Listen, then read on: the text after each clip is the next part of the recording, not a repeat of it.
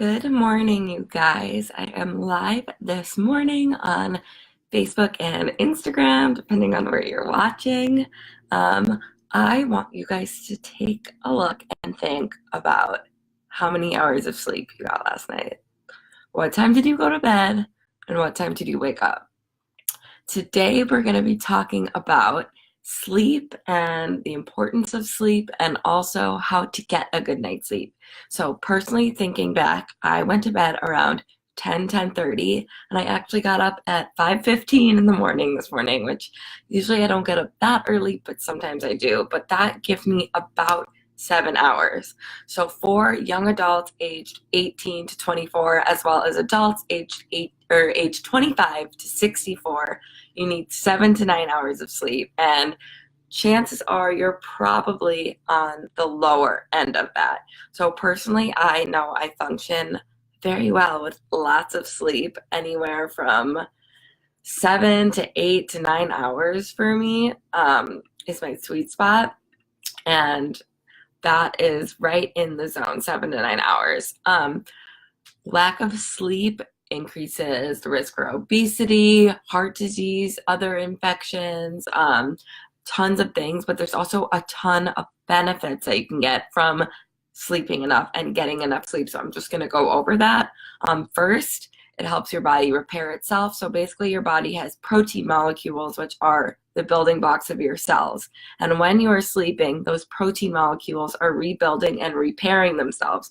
So you also might hear, if you work out a lot, that rest and recovery is super important. That's because it's building your muscles, but it's also just rebuilding your cells. It also can help improve your memory. So I don't know if you've noticed, but sometimes if you don't get enough sleep, you don't remember things as well. I definitely notice. It can help curb inflammation in your stomach and in your body. So another thing, if you've noticed, when you wake up in the morning after a good night's sleep, you feel a little less bloated, all of that stuff. It can also help spur creativity. So if you're a creative person, make sure you're definitely getting enough sleep. And also it can help improve cognitive function, which goes along with memory. I personally notice, and I'm sure maybe some of you do too, if I don't get my sleep, I do not function well the next day. I'm groggy and I feel tired. Yes, Julia, I agree. 9 hours would be like my ideal sleeping amount. But yeah, I feel super groggy if I don't sleep enough and just not great. And also sleep can really help with like aiding in weight loss, because people who tend to not sleep as much, sometimes they can get hungrier, overeat, and all that stuff. So, you know all of the benefits of sleep, you know a few of the a few of the disadvantages of not sleeping enough, and you know how many hours you should be getting. So let's talk about how you can ensure that you get a good night's sleep. So I'm going to go over 4 to 5 things that you can do to kind of get yourself into a good sleep. So first, you want to turn off all your electronics at least 30 to 60 minutes before you go to bed. So I know this can be a struggle for some people who are used to going to bed with the TV on or being on their phone and scrolling through Instagram, but the blue lights from our phones and our computers and TVs can block your waves in your brain, and they can cause like disruption in your sleep. So I would recommend at least turning them off. If you really can't turn them off, phones and computers often have like an orange blue light blocking filter you can put over them. So that'll help, but ideally turn them off. If you need to do something before you go to bed, read a book, read a magazine, listen to a podcast with your phone flipped over so you don't have the light, but just making sure those blue light rays aren't disrupting you.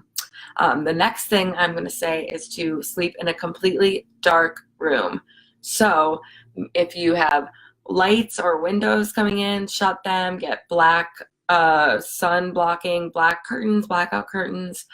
Sometimes sleeping with an eye mask can help, making sure you sleep with all your lights off, because when you're in a dark room, it signals to your body that it's time to go to bed. Another thing is it's been shown that you sleep better in a colder temperature room. So sleeping with the temperature down a little at night can help you sleep and help you get a better night's sleep. A big one I want to talk about is setting a nighttime routine. If you set a nighttime routine, it kind of signals to your body that, oh, okay, it's time to go to sleep. So at night, I braid my hair because I have to get it out of my face. I brush my teeth. I do my skincare routine, and I get into bed to relax. And when I'm doing that stuff, it kind of signals to my body like, oh, it's time to go to bed. Let's start relaxing and getting into like sleep mode. Sometimes I'll also put on a podcast and listen to that, and that I think really signals my body that it's bedtime because I will fall asleep in like 10 minutes when I do that. So creating a good bedtime routine every night kind of gets your body in sleep mode and helps you do that. If you are really struggling with sleeping and you just are doing a bedtime routine, turning off your electronics, sleeping in a dark room, sleeping in a cold room, and trying everything, then maybe it's time to look into natural supplements. I recommend melatonin. Melatonin is naturally produced in your body anyways, but supplements can help produce extra and help you sleep. And also magnesium can really help too. So you can take oral magnesium, or they make sprays that you can spray topically and it'll absorb into your skin.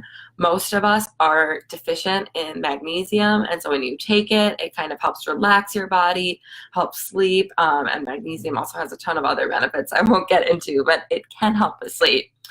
So tonight, I want to leave you with a goal to try to get at least 7 to 9 hours of sleep and do a good nighttime routine. So maybe write down 3 or 4 things you can do. Like I said, I do my teeth, my hair, my skin, and turn on a podcast. That's 4 things that signals to my body that it's time for sleep. So I challenge you guys to do something like that as well. And let us know tomorrow. Come back, comment on this, and let us know how many of hours of sleep you ended up getting. I'll also leave you with a recommendation. I have used an app on my iPhone called Sleep Cycle, and it helps track your sleep to see how many hours of sleep you get and how good quality you get of sleep. So I definitely recommend that too if you're interested in that. Hope you guys have a great Wednesday. Stay warm again if you're in Minnesota. I feel like I'm always saying that. But and hope you guys have a good night's sleep tonight. And I will see you guys on Sunday. And Julia, we'll see you guys tomorrow. Bye.